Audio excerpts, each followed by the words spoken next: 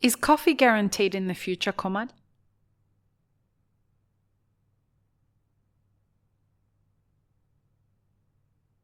That is a good question. If we play our cards right, yes. And That's a if we great don't, answer. then it's going to be tough. This episode is proudly brought to you by Mapper Forward's workshop. It's time to become a coffee consultant. Learn how to diversify your revenue streams and create freedom from your day job while saying goodbye to that alarm clock forever by becoming a consultant within the coffee industry or directly to consumers who have shifted towards home brewing and home roasting. Protect your income from challenging times in the coffee value chain by taking this course today. Go to mapperforward.coffee/workshops or click the link in the show notes for details. Welcome to the Daily Coffee Pro by Map It Forward, friends. I'm your host, Lee Safar, and this is unfortunately the final episode in this really awesome 5-part series with Komal Sable from South India Coffee Co. And we are talking about the future of coffee in India. Now, we've talked about low intervention coffee species, particularly Excelsa. We've talked about agroforestry, regenerative farming. We've talked about climate and the impact that that's having on crops in India this year. But what we really want to understand now is that if coffee producers are choosing to transition to regenerative farming, there is clearly a cost to that. And you mentioned something that in the last episode that I wanted to pick up on in this episode, because you said that if we are going to be transitioning to these kinds of farming methods, it doesn't mean that we have to take a hit in revenue.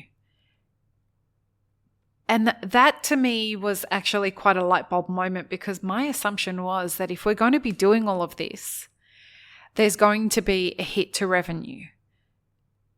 On the other side of that, and so thank you for kind of helping me understand that that's not what's going to happen. All we're doing is really de-risking. But is there a cost to transition from the kinds of traditional farming methods to agroforestry and regenerative farming if we want to future-proof? When you plant, I think what happens is if you're looking at agroforestry and you already have the shade cover, then I think there isn't any real cost involved. It depends on whether you want to further do more planting, or do you want to add more shade cover and things like that. The second would be starting from scratch and saying, okay, now we want to forest the place and we want to start building a forest around our farm. Yes, that will involve a cost of getting your saplings and putting them on the ground, and there's labor cost involved in doing all the work that is around it. But then after that, you're trying to grow forest, right? So you're just going to let it grow. Mm-hmm. And at that point, there is not much you're going to be doing. It's a waiting game. Okay.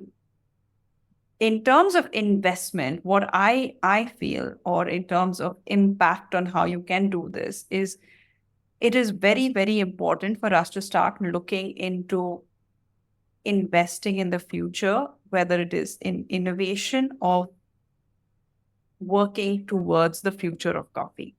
So when we are looking at research and development, I think that is really important for us to put in that money there. I don't think so it is possible for every producer to do that. And I don't think so it's fair for us to say that every producer needs to do that. Mm-hmm. The producers who have the capability, have the resources, or want to do it, can definitely go out and look for that next 20 years of what is going to happen and how you want to transition. Because I cannot tell you how important this part of research of what we're going to do in the next 20 years or next 100 years is going to be. Tell me more about that. We are looking into, like, this is an analogy that Akshay keeps using a lot, that we are just looking at the window, the color of the house as compared to what the foundation of the house is. And that's what's happening in the industry. We need to look down and we need to look at how solid our foundation is. And are you talking specifically about soil? Are you talking about plant genetics? Are you talking about agriculture? Are you talking about economics? I'm talking about coffee in general. The whole industry. Coffee agriculture, and further down the line. So genetics and all of that. I'm talking about that. And I think it is important for anybody who's in the industry who thinks that there has to be coffee in the future to actually invest in people who need to invest in research that is going to help take this industry forward. Is coffee guaranteed in the future, Komal?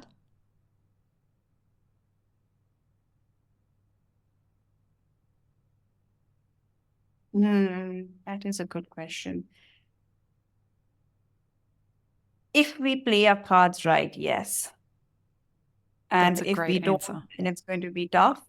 But if we do the research that is required right now and actually implement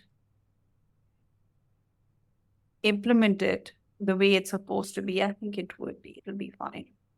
But it's crucial to all the ifs. And this feels like the pre-game. If we use the moment well that we have right now, if we use this volatility and take all the lessons and the opportunities that it's offering us to correct, to course correct, I think that we can come out better on the other side. But if we don't pay attention to the lessons that are being offered to us right now, I'm not 100% confident that coffee is going to be in our future. And that is up to us, right? Like people 100%. who want to think, who feel like this is your bread and butter, or you feel like there are so many millions of lives at stake in terms of this is what they are doing, coffee is what they are doing. And if we can find a solution, and I think we're all about finding solutions, we should 100%. be able to do it. There is a very smart industry out there who are very well equipped to do this. Now, you recently got a grant. Talk to me about this initiative.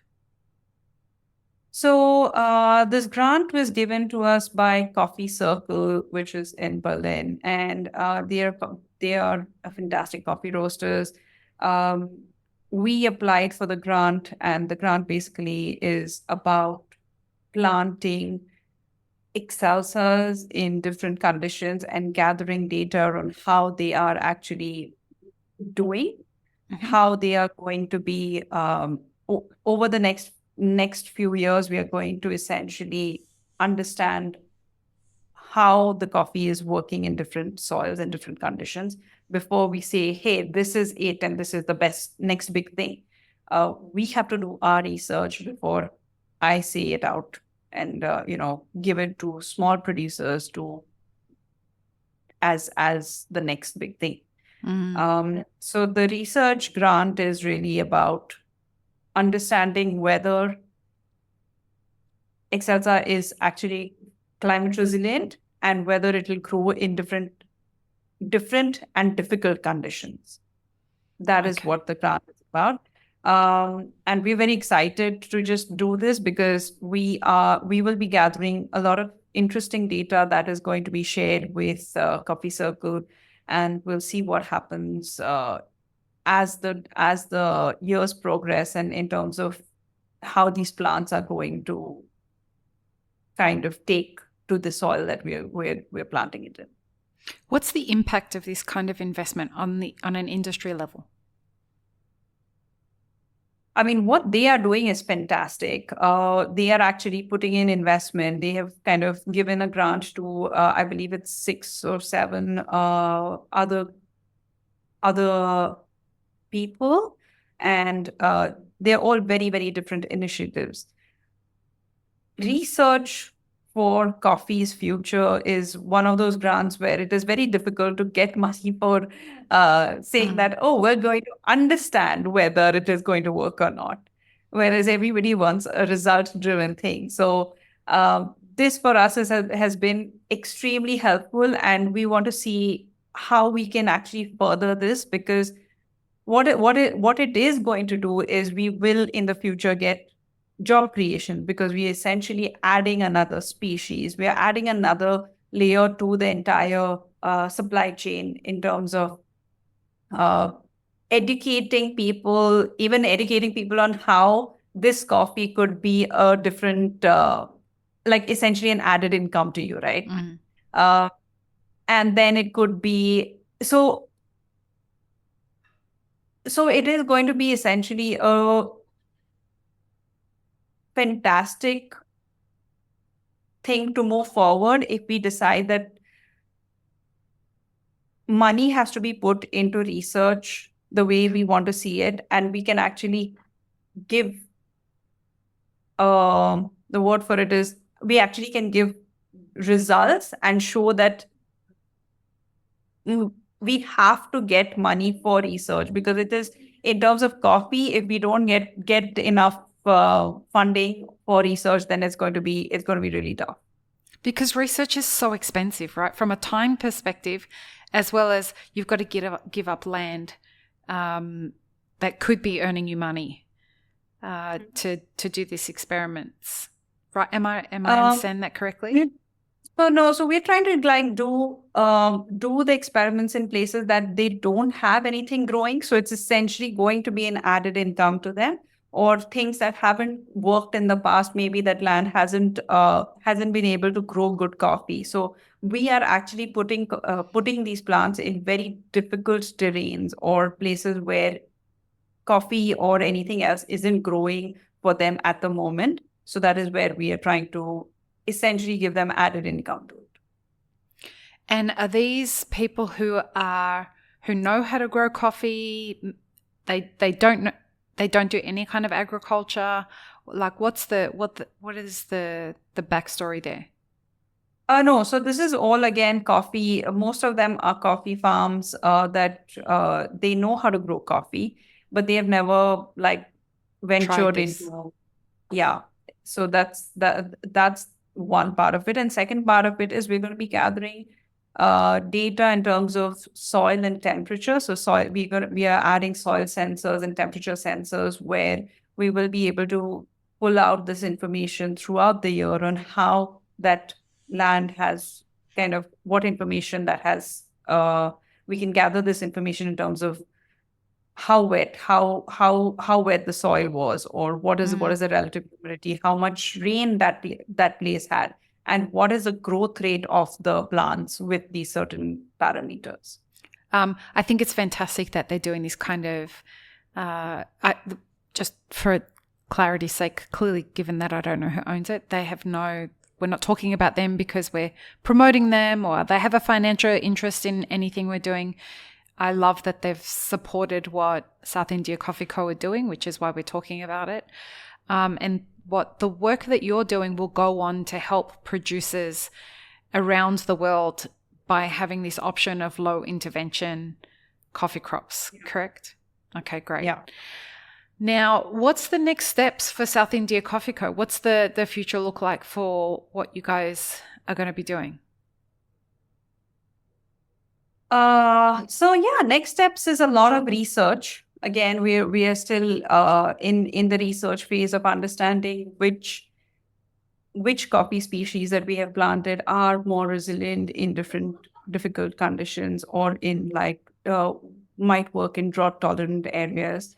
The further research. So again, these are long-term projects. We're doing things for, it's not going to be like a 2-year or a 3-year project. We're looking at that we have 5-year, 10-year, 20-year goals.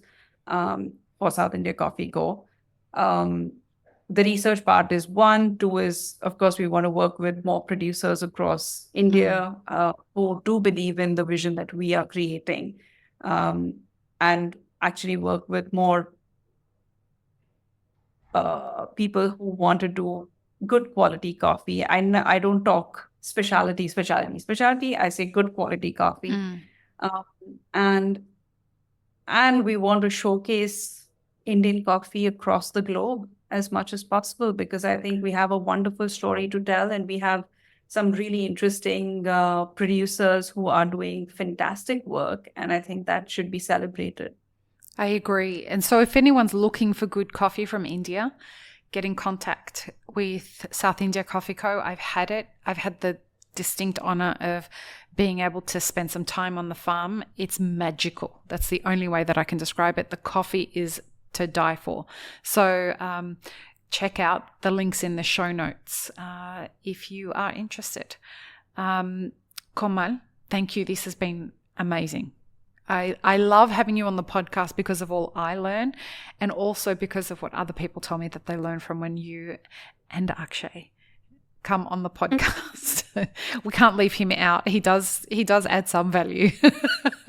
He absolutely adds a lot of value other than our entertainment quotient. Don't forget to follow them on social media, guys. Komal, would you do me the honor of signing off the series for us, please? Yeah. Peace, love, and peanut butter, guys. Have an amazing rest of your day, everyone. Bye. I really hope you enjoyed this episode, friends. Please don't forget to show us some love by subscribing, liking, commenting, and most of all, sharing this podcast with your friends. Check the show notes for links, including our sponsors and our Patreon. And stay tuned for more great conversations on the Daily Coffee Pro by Map It Forward.